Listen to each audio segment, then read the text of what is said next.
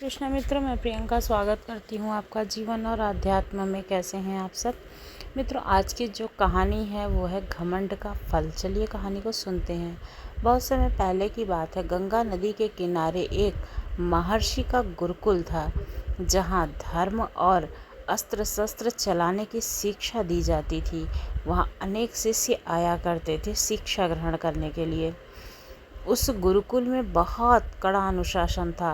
गुरु की आज्ञा का पालन करना और आपस में मित्रता का व्यवहार करना वहाँ का पहला नियम था। वहाँ के लोग गुरुकुल में अपने बच्चों को पढ़ने के बाद निश्चिंत हो जाया करते थे। उन्हें गुरुजी पर विश्वास था कि वे बच्चों को अच्छी शिक्षा और अच्छे संस्कार देंगे। उसी गुरुकुल में वरुण, अरुण, श्रवण और करण भी शिक्षा ग्रहण करते थे।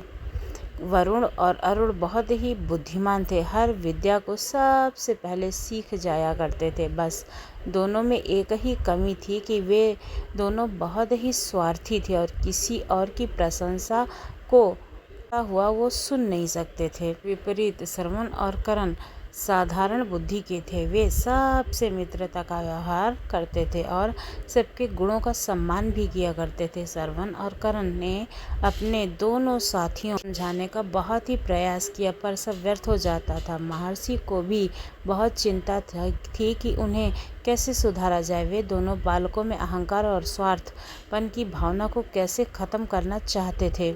उचित अवसर नहीं मिल पा रहा था उन्हें समझाने का। गंगा नदी के दूसरे किनारे पर एक बस्ती थी। वहाँ एक साहूकार था जिसकी शिक्षा दीक्षा इसी गुरुकुल से हुई थी। उन्हीं दिनों वे 4 धाम की यात्रा करके लौटे थे। उन्होंने एक भोज का आयोजन किया था। साहूकार ने सबसे पहले गुरुकुल में संदेश भेजा। उसमें लिखा था कि महर्षिवर संदेशवाहक के साथ कृपया करके 2 योग्य शिष्य भेज दें। भोजन कराने के बाद ही भोज आरंभ होगा। साथ ही मैं उनकी योग्यता के लिए उन्हें सम्मानित भी करना चाहता हूँ। गुरु ने कुछ सोचा और वरुण और अरुण को वहां बुलाया और कहा कि नदी के उस पार रहने वाले साहूकार ने आश्रम के 2 योग्य शिष्यों को दावत के लिए बुलाया है। दावत के पश्चात वे उनकी योग्यता के लिए उन्हें सम्मानित भी करना चाहते हैं। गुरुकुल में तुम्हारी विद्या और बुद्धि को देखते हुए मैं तुम दोनों को ही चुना हूँ। आज ही वहाँ जाना है, क्या तुम जाओगे? तभी वरुण और अरुण दोनों ने एक साथ बोलना से गुरुजी। दोनों शिष्य संदेशवाहक के साथ साहूकार के यहाँ पहुँचे। भोजन की सुगंध वातावरण में फैली हुई थी। साहूकार ने उनका स्वागत करते हुए कहा, भोजन तैयार है, आप दोनों दूर से आए हैं। पास ही में कुआं है, वहां जाकर हाथ पैर धो लें, फिर आसन ग्रहण करें। लेकिन कुएं का चबूतरा छोटा है, एक समय में एक ही व्यक्ति खड़ा हो पाएगा, अतः आप में से पहले एक जाए फिर दूसरा। झपट कर उठा और कुएं की ओर चला गया। अरुण वहीं बैठा रहा। साहूकार ने अरुण से पूछा, जो कुएं की ओर गए हैं, सुना है वे गुरुकुल के शिष्यों में सबसे श्रेष्ठ हैं और बहुत बड़े विद्वान हैं। तभी अरुण ने क्रोध से बोला, विद्वान? किसने कहा आपसे कि वह विद्वान है? अरे वह तो खच्चर है, पूरा खच्चर है। सुनकर साहूकार ने कुछ नहीं कहा। थोड़ी देर बाद दोनों शिष्यों को के लिए बुलाया गया। जब वे खाने के लिए बैठे तो उनके सामने जानवरों का भोजन परोसा गया।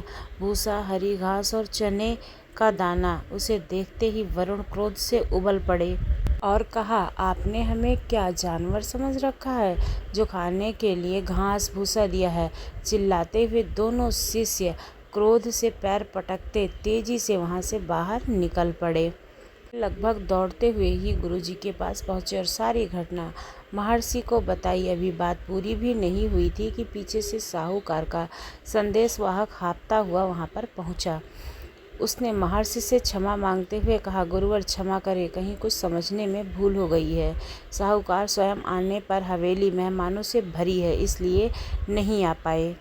शिष्यों को पुनः भेज दें, मैं उन्हें लेने आया हूँ। बिना शिष्यों को भोजन कराए अन्य मेहमानों को भोजन नहीं परोसा जाएगा। महर्षि ने इस बार दूसरे 2 शिष्यों श्रवण और करण को भेजा। साहूकार के यहाँ पहुँचे तो साहूकार ने उनसे भी बारी बारी कुएं पर जाकर हाथ पैर धोने के लिए कहा और पहले करण कुएं की ओर चला गया। श्रवण को अकेला देखकर साहूकार ने श्रवण से भी वही बात कही। सुना है कि वे कुएं की ओर जो गए हैं गुरुकुल में सर्वश्रेष्ठ हैं और बहुत विद्वान भी हैं। श्रवण ने कहा, आपने ठीक ही सुना है, गुरुकुल में रहकर गुरुवर से हमें रोज़ अच्छी बातें सीखने को मिलती है। साहूकार ने फिर पूछा, आपने यह नहीं बताया कि आप दोनों में श्रेष्ठ कौन है? भी श्रवण ने बेहिचक कहा, श्रेष्ठ तो करण है। साहूकार ने पुनः पूछा, और आप? श्रवण ने उत्तर दिया, मैं तो उसके सामने कुछ भी नहीं हूँ। उसके बाद करण जब लौटा और श्रवण कुएं की ओर गया, साहूकार ने वही प्रश्न करण से किया। करण ने उत्तर दिया, श्रवण तो सूर्य है, मैं तो उसकी विद्वत्ता के सामने एक दीपक भर हूँ। साहूकार उनके उत्तर से संतुष्ट हुए और दोनों का यथोचित सत्कार किया और दक्षिणा में उन्हें 5-5 गायें पुरस्कार स्वरूप चांदी की खड़ाऊं भी भेंट की। वे दोनों जब गुरुकुल लौटे तो बहुत प्रसन्न थे। यह देखकर वरुण और अरुण का क्रोध और बढ़ गया। वे गुरु जी के पास पहुँचे और कहा, हम दोनों आपके इन शिष्यों से बुद्धिमान हैं, फिर भी हम अपमानित हुए। आप यह जानकर भी चुप हैं और श्रवण एवं करण की प्रशंसा कर रहे हैं। गुरु महर्षि ने उत्तर दिया, यह तो साहूकार ही बता सकते हैं, तो आप चलकर उनसे पूछते क्यों नहीं हैं? वरुण ने कहा, अब गुरुजी न चाहते भी अनमने से चारों शिष्यों को साथ लेकर चल पड़े। साहूकार ने दौड़कर गुरु की अगवानी की और चारों शिष्यों को आसन दिया।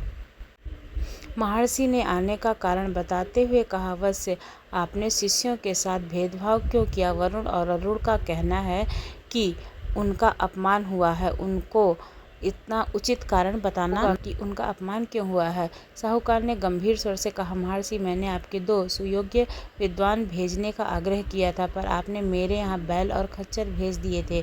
जब मैंने पहले भेजे हुए शिष्यों से प्रश्न पूछा था तो इन्होंने एक दूसरे का यही परिचय दिया था, अतः दोनों के लिए जानवरों वाले प्रिय भोजन परोसे गए। पर मुझसे कोई भूल हो गई हो तो मुझे क्षमा कीजिएगा, मैं आपसे क्षमा मांगता हूँ। साहूकार की बात खत्म होने से पहले ही वरुण और अरुण का सिर शर्म से झुक गया।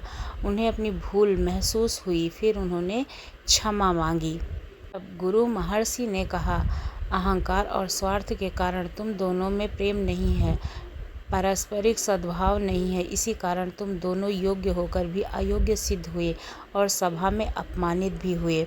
यही श्रवण और करण तुम दोनों की अपेक्षा कम योग्य हैं। इसके बावजूद विनम्र व्यवहार होने की वजह से और एक दूसरे के प्रति मित्रता का भाव है, सम्मान है, इस वजह से आज वे सम्मानित हुए हैं। आपको कहानी कैसी लगी मित्रों? जब तक हम आपस में एक दूसरे की कद्र नहीं करेंगे, एक दूसरे के साथ परस्पर प्रेम नहीं रखेंगे, तब तक हम एक दूसरे का सम्मान कर ही नहीं सकते हैं और ना ही हमें सम्मान मिलेगा। इसे सुनकर वहाँ उपस्थित लोगों ने गुरु जी की प्रशंसा की और गुरु जी पर विश्वास हो गया कि अब उनके चारों शिष्य एक समान योग्य होकर के घर लौटे हैं।